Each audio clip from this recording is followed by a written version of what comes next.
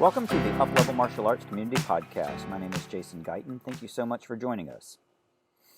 In this episode of the podcast, we're going to take a look at the life skill of the cycle, which is confidence. And in order to dive a little bit deeper into what confidence is, we're going to enlist the help of someone that I've admired for quite some time, Miss Sarah Sturm. She recently joined me for a Zoom call, and here is a recording of that call.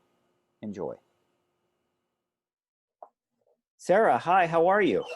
Hi, Jason. I'm good, thanks. How are you? Fantastic, thank you. I just finished a workout, so sorry if I'm a little bit disheveled, but we know how that goes, right? No worries. Good. Hey, I appreciate you taking the time to speak with me today. During the cycle that we're working on right now, one of the life skills for UpLevel is confidence. And their definition of confidence is believing in the power inside of you. So thank you for taking time to speak with me today and for doing this episode, because I know that you've done a lot of Facebook Lives and you're into that realm of motivation and life skill challenging, trying to make everyone better and trying to bring out the best version of yourself. So I thought it was very key to get someone like you on the podcast, and I'm very, very grateful that you decided to do this today. Absolutely. Thank you so much for asking me to be here. It's definitely a journey. Now, as you know, the black belt journey takes 3 years, and it takes a lot of commitment and continued focus on the goals that you've set. We continually try to get better and better each day and each class that we take, and ultimately getting that black belt is really just the beginning of what should be your martial arts journey.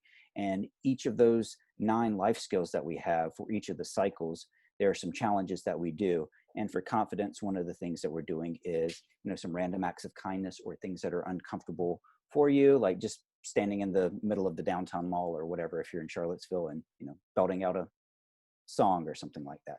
So let's talk about confidence and what confidence means to you, and some ways that someone can tap into their inner warrior, if you will, to bring out the boldness that, resides within, whether it's been tapped into yet or not. Sure, absolutely. I love that example of just doing random acts of kindness or something that makes you uncomfortable. Confidence is something that, for me, I find I don't always even recognize that I had it until after something has already happened. There's a lot of experiences that were uncomfortable. And you talk about like pushing outside of your comfort zone, doing something even when it's uncomfortable. I think it takes confidence anytime we do something that's new or unusual. And we don't always recognize that it's confidence that's showing up that keeps our feet on the ground to be on the downtown mall, maybe singing a song or giving hugs or whatever it is that somebody's motivated to do. I can't say that either one of those are things that I have ever done, but the showing up even when it's uncomfortable, and that is what I find builds the skill set of just trusting yourself. Much like you mentioned the martial arts journey to black belt, it takes focus and skill and consistently showing up and doing the thing. And the more you do something that's uncomfortable, the more you kind of realize your own resilience, and that confidence starts to build. Right. So, I guess in my own personal experience, I've kind of gotten thrown into situations a lot where it seemed like I had to do something that I hadn't done before to avoid embarrassment for saying no. One example is I went on a trip with some family members and found out that they had agreed to go parasailing, and I was included in the invitation, and it was something that terrified me. I'm not a strong swimmer, and the idea of being that far in the air above the water was something that was absolutely terrifying me. But saying no was more embarrassing than just like, muddling through and having the confidence to just do it anyway. And, that's a physical example of that, but I think it really parallels to life decisions that we make where we build confidence in, maybe it is your black belt journey or an exercise journey or doing something like parasailing that really translates to, now what's the hard thing that I need to do in my life, in a relationship, in a difficult conversation, or in a work environment. And just tapping into that memory that there is this other thing that you've done before, even though it was hard and yet you survived, and realizing that you do have that ability within yourself, even if you don't always recognize it at the time, can sometimes, for me at least, it gives me that perspective to know that, well, I've survived these hard things in the past. I can survive this too. Awesome. Yeah, I found something online the other day, and I think I've referenced it before in one of my earlier podcasts, but it was essentially the expanding zones of comfort. Like you are in this, you have this small little comfort zone where, I don't know if, would you call it a Venn diagram, or is, maybe it doesn't qualify as a Venn diagram per se, but it was a series of expanding circle. And the first one was your comfort zone. And then that's where everything that you know exists at this time and where you feel the most comfortable, of course. And everything outside of it is in that fear zone where it's just something that terrifies you and along those lines. And then the next one was the challenging zone, followed by comfort. No, it wasn't comfort. Learning zone. The learning zone. Yeah. So essentially your comfort zone, even though you might be there, busting out of it a little bit by a little bit can make that ever expanding to where something that was totally terrifying, be it parasailing or for me taking a karate class and, way out, that was way outside of my comfort zone. And I've been very surprised at how well I've done. So now what was in my fear zone is well into my comfort zone. I'm helping people in the classes. I'm, helping them, make sure your toes are pulled back and you're, pulling through with this or following through with the punch. So yeah, that ever expanding circle of comfort and finding something that was challenging at one time or was totally just scary at time can easily be embraced and Right. make you better and help you to, become a better person or a better version of yourself. Absolutely. Well, I'll give you, an example for me. I know you've mentioned how you've seen me on Facebook Lives and, things that I've shared there. And when I was in school, I remember avoiding at all costs anything that would require me to speak in front of a group of people. And I mean, everything from like pretending to be sick and staying home to, you know, just completely skipping the experience altogether because I just did not want to get in front of a room of people and talk. That was like terrifying for me. So when the idea was first proposed to me that I do something like a Facebook Live video, it was absolutely terrifying. There was no way in the world I was going to do something like that. And I really didn't feel like I had something of value to share. And then I started to feel more and more compelled to share certain experiences or talk about something that I had been through. And it was, I guess, a mix of having this thing continue to come up. It's like an experience that you continue to have, or something that kind of, what's the best way to put it? But like, I guess that is it. Like just something that keeps showing up and you start to say, okay, well, this thing keeps coming up. I keep being reminded of this thing and I really don't want to do this, but yet it keeps poking at me. I can't quite ignore it. And then you start to realize, or I started to realize that I did have something to say. I had something that I wanted to share, that I just felt might actually help someone who heard me speak.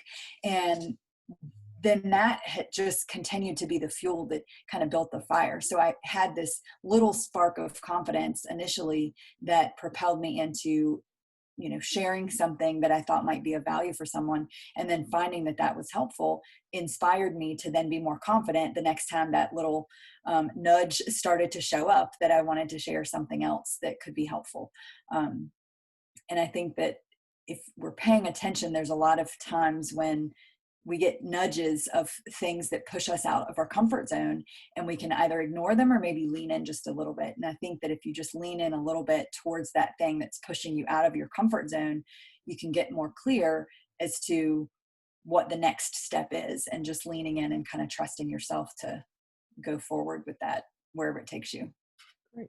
Yeah, that's not unlike my experience. Your Facebook Live and speaking in public is very much like my experience doing the podcast, and now adding the video element to it. I was like, Yeah. oh my goodness, I got to make sure I look halfway decent and all this stuff. So it's been very uncomfortable. And I told the last person that I was doing a Zoom call with for one of the podcast episodes, or the video side of it for the YouTube, And I said that I would probably be like the most reluctant YouTuber if these things get caught on, because my end product has always wanted to be the audio Right. product more so than the video log, the vlog.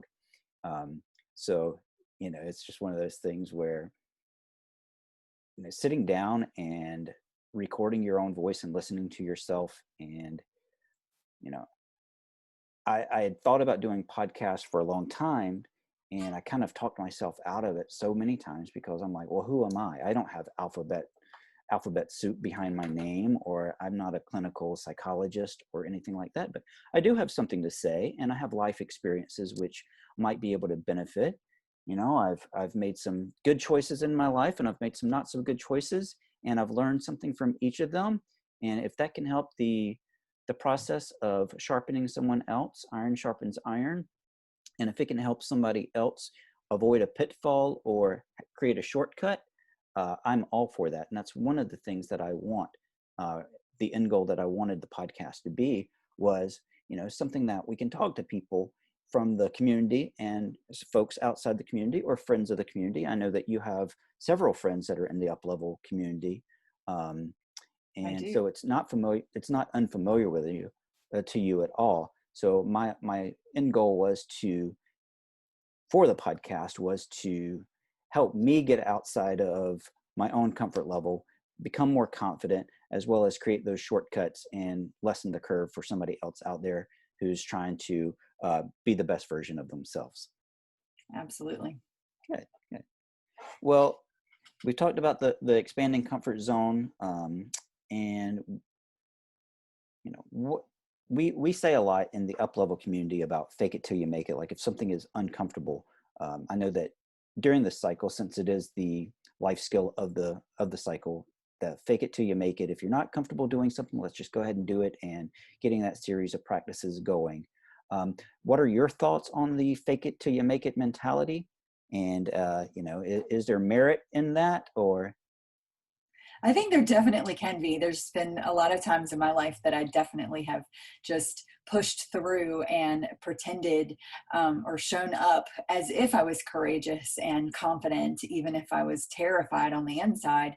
The challenge that I have found, though, is that sometimes that fake it till you make it mentality can lead to some sort of imposter syndrome. So I've really had to kind of be more aware, I guess, of sometimes the words that I'm using if I'm choosing to fake it till I make it in a particular situation, and really notice if that is the conflict that's showing up. Because if you're faking it till you make it on the same thing for an extended period of time, and you start to feel bad that you're not actually making it yet, then I think it's an important thing to just kind of look at and see, are you actually in that imposter syndrome space where you're really not believing that you belong, and can you maybe shift the either language or shift your approach a little bit so that you don't feel quite that imposter.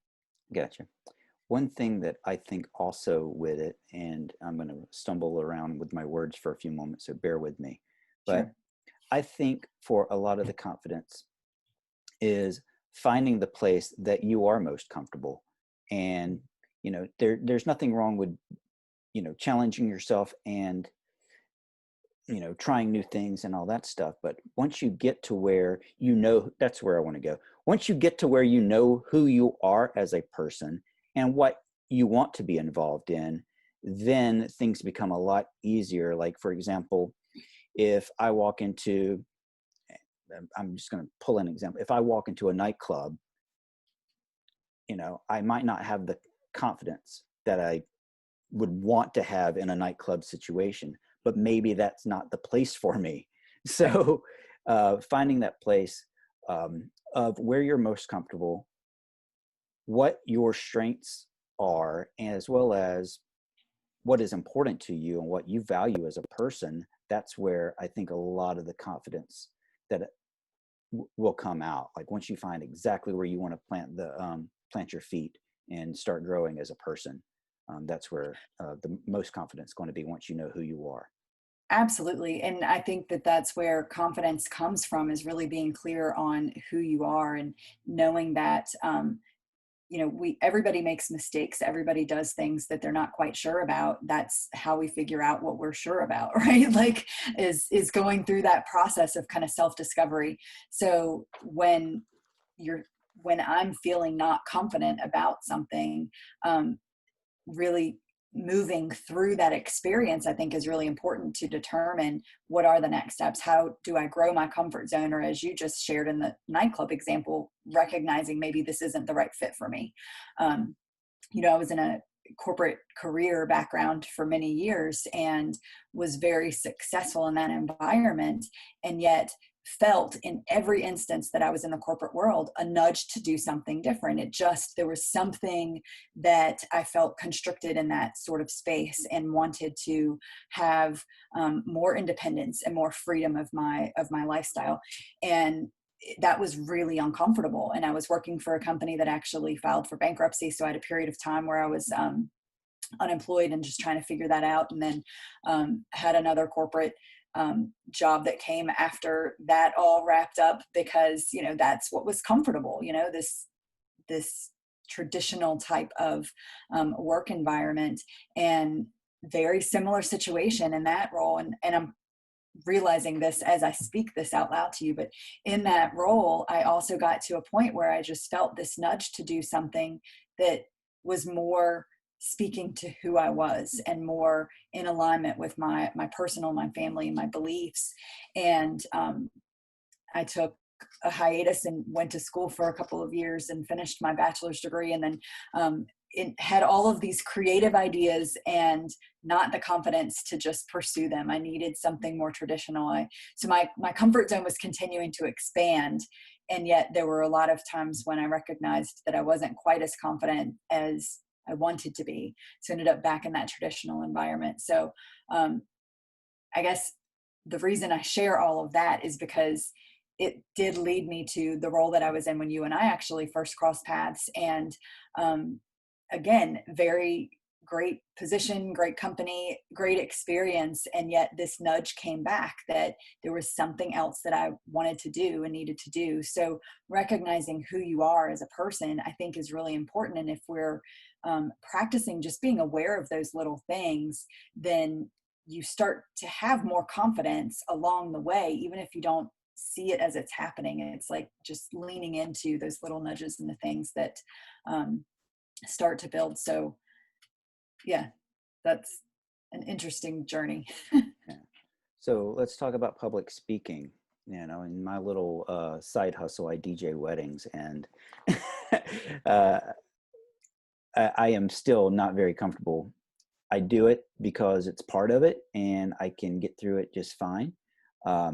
I try to do a less is more approach for the microphone when I do those types of things. Like, I don't just sit there and talk all day like a crazy man because I have a microphone. Plus the wedding, of course, is not about me. And so, it took me a while to get that comfort level and to find out my right zone.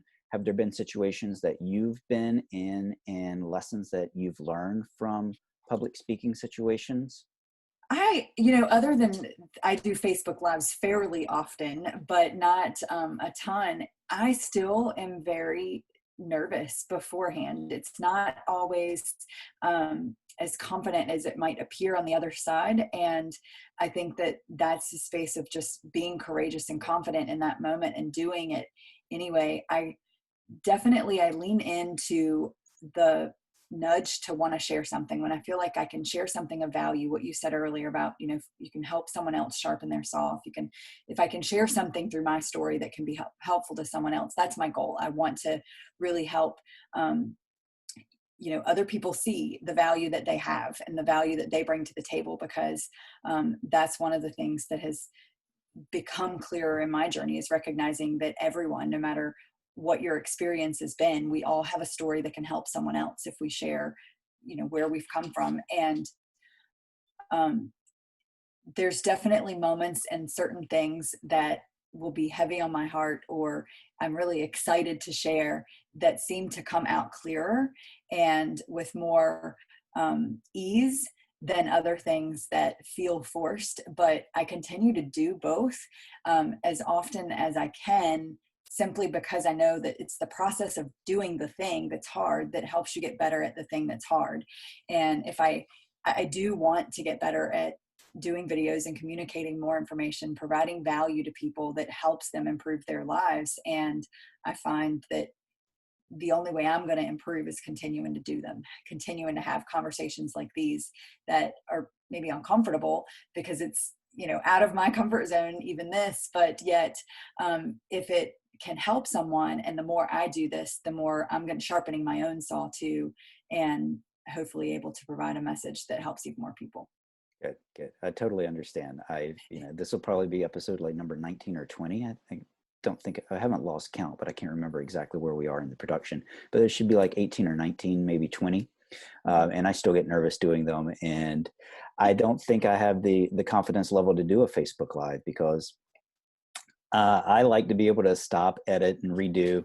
And Well, the so, great thing about Facebook Live is that it's very intent. I mean, people understand that it's impromptu, that it's live. So the audience tends to be a lot more forgiving. I find that, people understand that you're just a normal person like everybody else, just hitting the button that says live. I mean, they make it so easy. It's not expected to be a professional um, that's a good video. point. I guess So I feel like it takes a lot of pressure off because of that. yeah, it's a good point. I hadn't thought about it, that people recognize the vehicle that you are in. Yeah. It's not like a commencement speech where Right. it needs to be polished and Yep. clean. It's off the cuff, unrehearsed. When you do your Facebook Lives, do you do like an outline beforehand, or you just kind of have like a mental path that you want to follow and you go and let it flow from there? A little bit of both. I feel that honestly, when I have spent too much time figuring out what I want to say and covering it, it seems to come off more polished and less authentically me. So I don't have as much of a connection with the people that are watching.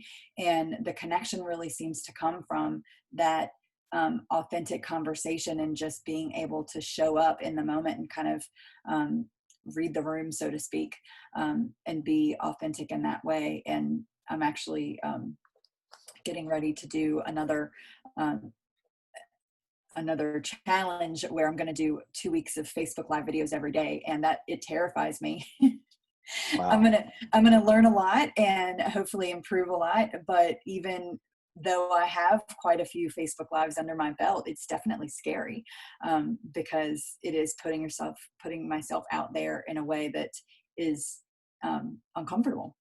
Hmm. A little bit vulnerable. Yeah, Yeah. absolutely. Now, what about speaking on stage at any company events? Is that still like a source of discomfort for you, or do you feel okay in those situations now? It definitely has gotten easier over time. It was something that was really challenging at first, but you know, I guess the more I do the Facebook Live environment, the more comfortable I get in a room full of live people too. It's actually easier. I think we talked about this before this call, that it's easier to speak to a person than it is a computer screen. So when you're doing a Facebook Live environment and you don't really have any sort of feedback other than what people may or may not be typing as you're watching, it's kind of hard to keep up with all of that sometimes. That it's a lot easier for me, at least, to read the room when I am talking live in front of people. So I'm more comfortable now than I was before, but that doesn't mean I don't still stumble at times. Having confidence doesn't mean that you don't mess up. This is true. True. Well, let's talk about, is there a flip side to confidence? We obviously talk about gaining confidence in order to do something that is very comfortable or can become comfortable. But is there, in your opinion, a concept of too much confidence? I don't, I'm not sure. I don't think so. I mean, I guess people might think, and we talked a little bit about arrogance, but um, I don't necessarily see too much confidence and arrogance as being the same thing. I think that arrogance to me is more of a comparison of other people in a negative way, and like raising or lowering someone else's status to raise your own, or feeling superior, that to me is arrogance more than having too much confidence. I definitely know that there was one period in particular in my life where I was going through something really tough, and I needed a lot of confidence to get through that personal challenge. And I was learning a lot of things and a lot of tools. And in a personal growth journey, you start to realize that it really is all about you. It's not about fixing everybody else and all of the things out there. It's a personal journey of, working on yourself. And I hadn't quite figured that out yet. So I was going through this personal growth journey, and I was like, all of the people that were closest to me were constantly getting all of the insights that I was getting, but not in a way of, look what I'm learning and how I'm changing me. It was more of a, well, you should do this and you should do that. I was still trying to fix them. And I would call that arrogance as opposed to too much confidence. And, I didn't mean it in a negative way, but definitely I think I came across as being arrogant. But it wasn't because I had too much confidence. It was because I didn't have much confidence. I actually was trying to, I guess, overcompensate for what I didn't have. Does that make sense? Yeah, I think so. I've heard it being, I don't want to use, I hate to use this word just because of the religious connotation, but it becomes the evangelical phase or the missionary phase, where when you start Yeah. your personal journey and getting on it, you want to tell the world about it. Right. And, in a way it can become harmful if that person's, if the person's not quite ready, or if you're trying to dispense information and guidance and you're not quite there yourself. You're still a work in progress. Well, and I think the other side of that too is just making sure that someone's open before you're trying to share information to help them. Not everyone is looking for solutions. Sometimes people just need to be listened to and heard. And so having confidence to be able to discern that and really ask that question instead of just dumping information on someone that isn't asking for it. Good point. Good point. Sometimes. Going back to your story about parasailing, are you this big adventure person now? Do you do a lot of outdoor adventuring now that you are an expert parasailer? I haven't done a lot, but just here and there, opportunities will pop up, and I'll say yes, and then figure the rest out. I think that's kind of maybe become my mantra over the years. Is I tend to just agree with doing something that sounds exciting, even if it's terrifying. I don't let the fear of the actual doing it get in the way of that initial desire for the excitement that shows up. When you ask that question, it reminds me I went kayaking for the first time ever in St. Thomas. This was quite a while ago now, but again, I'm not a strong swimmer. That was a really scary experience for me, but it was one of those things where I committed and I paid for the adventure long before the trip ever started. So once I was committed in that way, it was going to happen whether I was scared or not.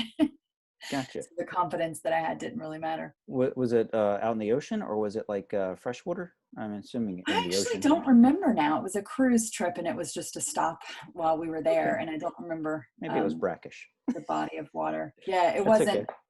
Yeah, it wasn't too super I do a challenging. little bit of kayaking, but it's just out here at like the reservoirs and such. I don't know if I would like to do the ocean just because of the waves. Yeah, I don't Just think because it of was in the rocky. ocean. Yeah, we went ziplining a couple years ago, and that was a lot of fun. Also, really scary, Yeah.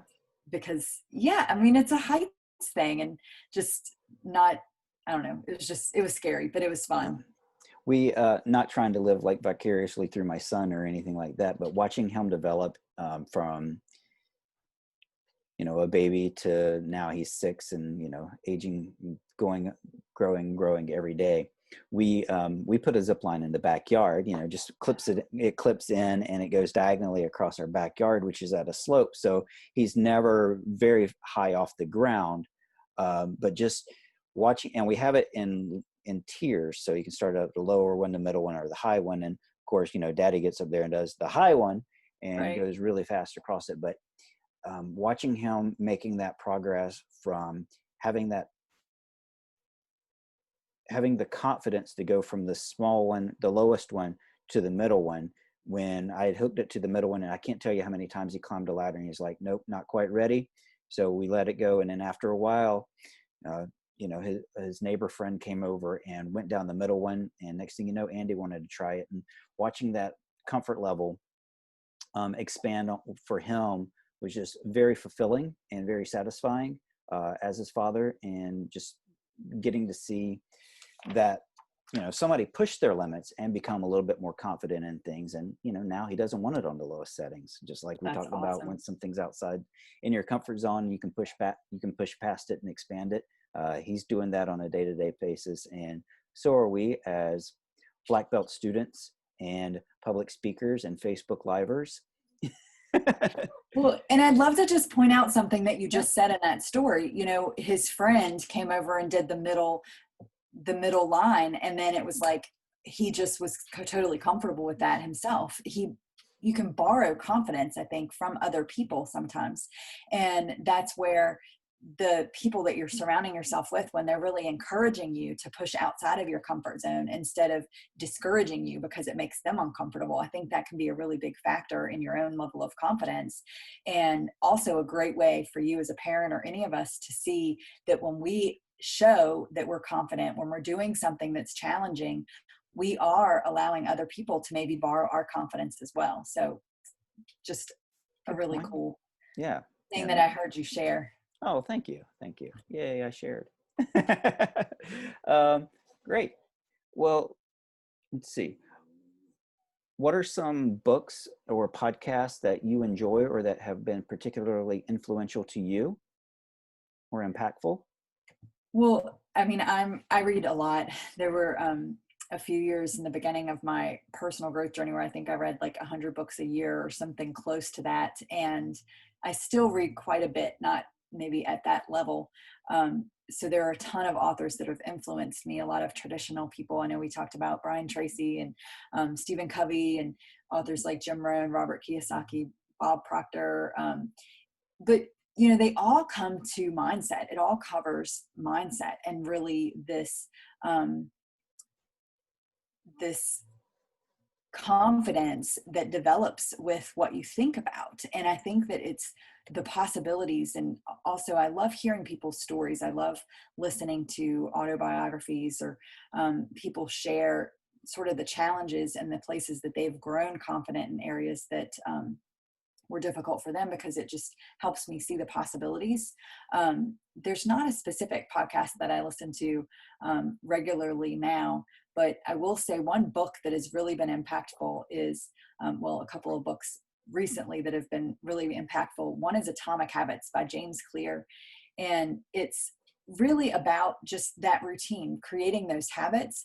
And I do think that the more we have a habit of doing something, the more we build confidence in that area, and then everything can build upon that. So if you have a habit of pushing yourself out of your comfort zone, or taking care of the basics, then I think there's more room in your mind for stretching into those new areas. And yeah, that's probably the best answer that I could give. There's just so much, there's just such a big mindset component behind it. And I think that whatever is showing up as an example, I just tend to hear book recommendations or hear podcast recommendations. And if it, appeals to me, then I'll write it down. And if it comes up a second time, then I'm going to make it sure it's the next thing that I listen to or read in my list. But really just continuing to push into that learning space, see what's possible, because confidence, I do think, is something that you continue to get stronger in the more you do it. It's very much like that physical muscle that would get you through the black belt journey, right? Right. That it's going to develop over time. Yeah, Zig Ziglar has a saying that motivation is like bathing. It doesn't last, so you have to do it daily. So, Exactly. yeah. And one of my Absolutely. favorite quotes that I just stumbled upon, I've always been a big fan of Ralph Waldo Emerson, the transcendentalist and all, and it says, "What lies behind you and what lies in front of you pales in comparison to what lies inside of you."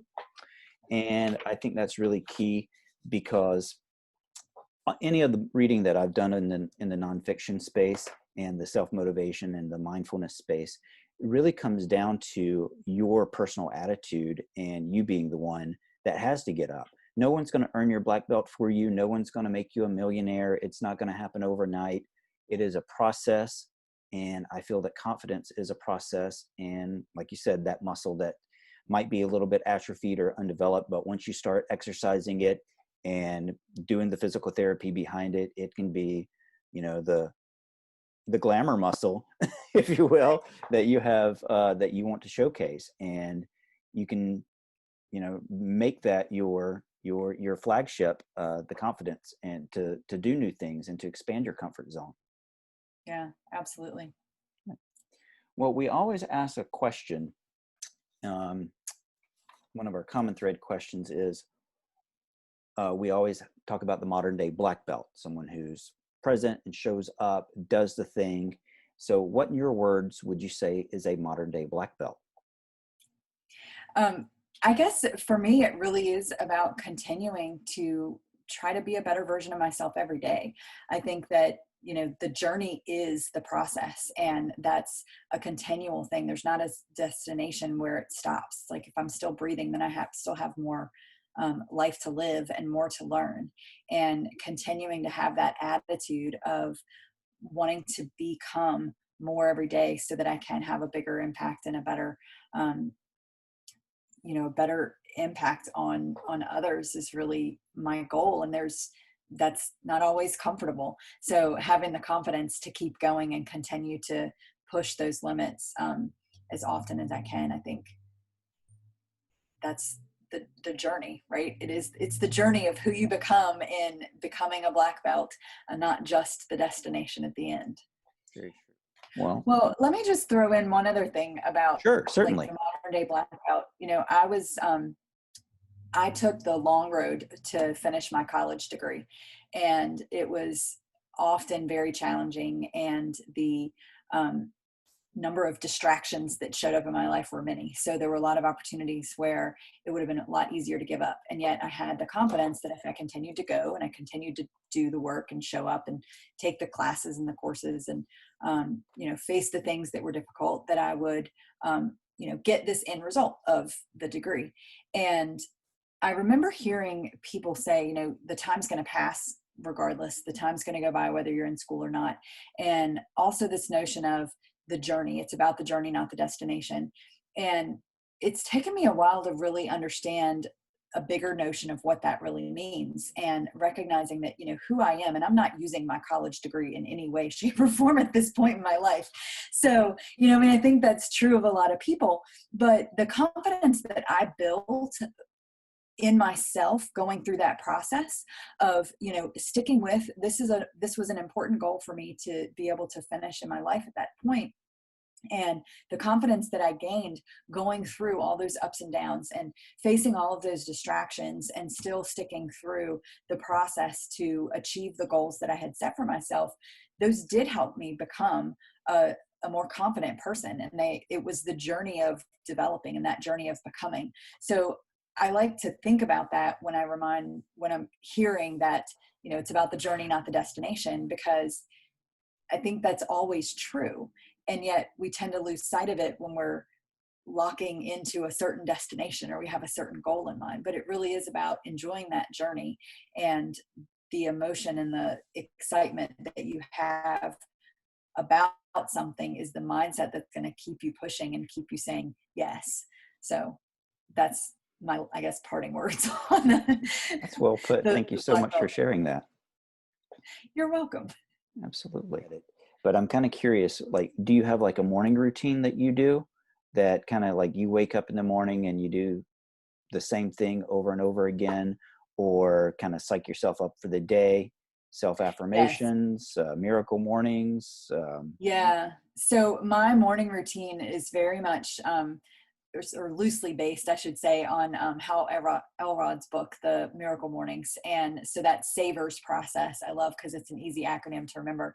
And so I do start with meditation, silence for a period of time. And then I have affirmations and things that I have written in my journal that I keep with me all the time, and then visualizations, and then I always exercise, and then I spend time reading and also journaling. So I go through that process. Now, depending on the day, that process could take, I could allot 15 minutes for that process or 2.5 hours. It really just depends on the day and the circumstances. I can develop it on the fly if I need to fit into a busier schedule or a more relaxed one. But I wasn't trying to steer you towards the miracle morning by any way. I was just kind of curious about that. But one of the challenges that great. we have is the miracle morning. And an aside to the story, Mr. Sam Wiegert, the founder of UpLevel, he is in a masterminds group with Mr. Hal Elrod. So he knows him personally. Oh, that's fabulous. Yeah. In fact, if you go back and listen to one of the earliest episodes, he talks about giving a speech. He's at a conference and he gives it's like a workshop, personal development workshop, and they have to write a speech and give it to the people around the table. And one of them is Mr. Hal Elrod. So he knows him personally, has a relationship with him. And then if you go back and find an episode, I think it's number 5 or 6 for Brother James. Brother James is music for the mindful. He does some very fun and upbeat songs. He's mostly in the childhood development space. So they're, like super kid and I Am a Warrior. But he's got his own podcast, and he and Hal Elrod are actually best friends. So nice. Go back and listen to episode 6.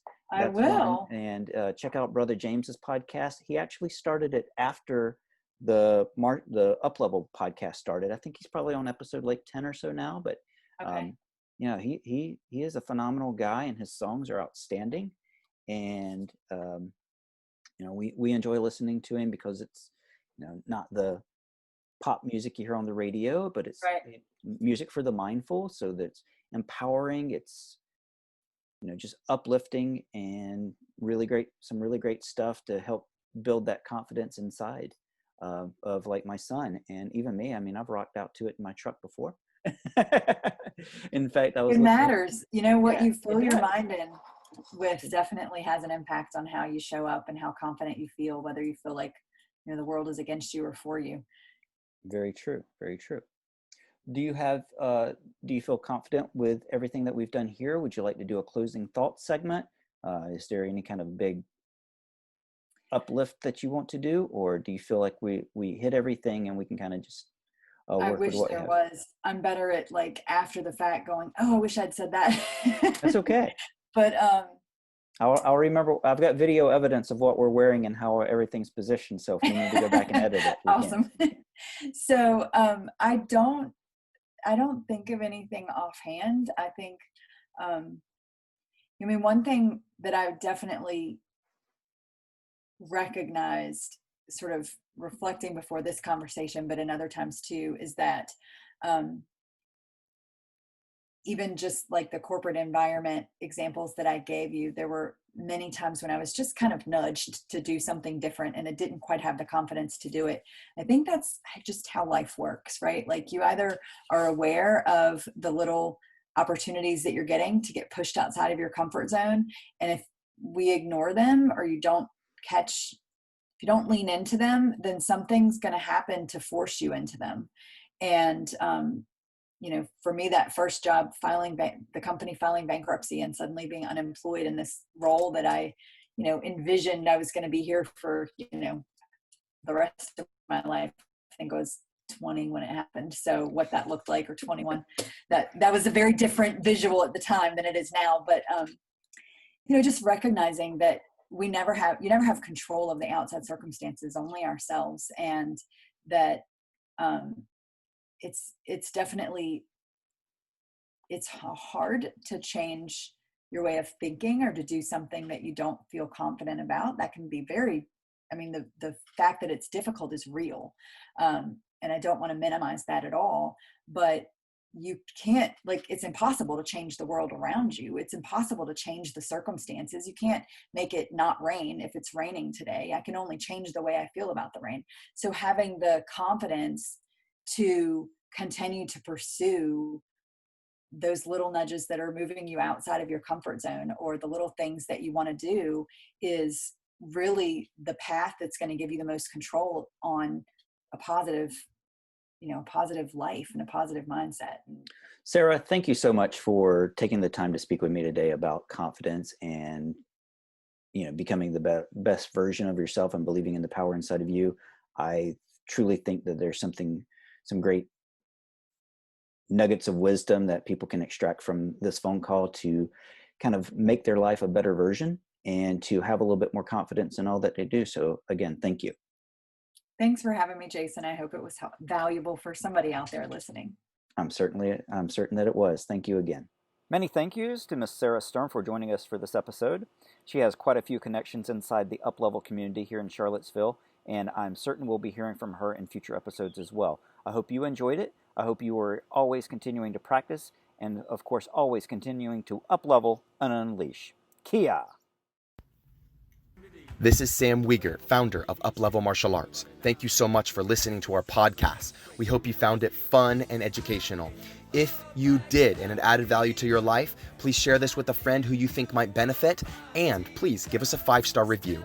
Don't forget, work hard, become a black belt leader in your life, and we'll see you in class very soon or in one of our online communities.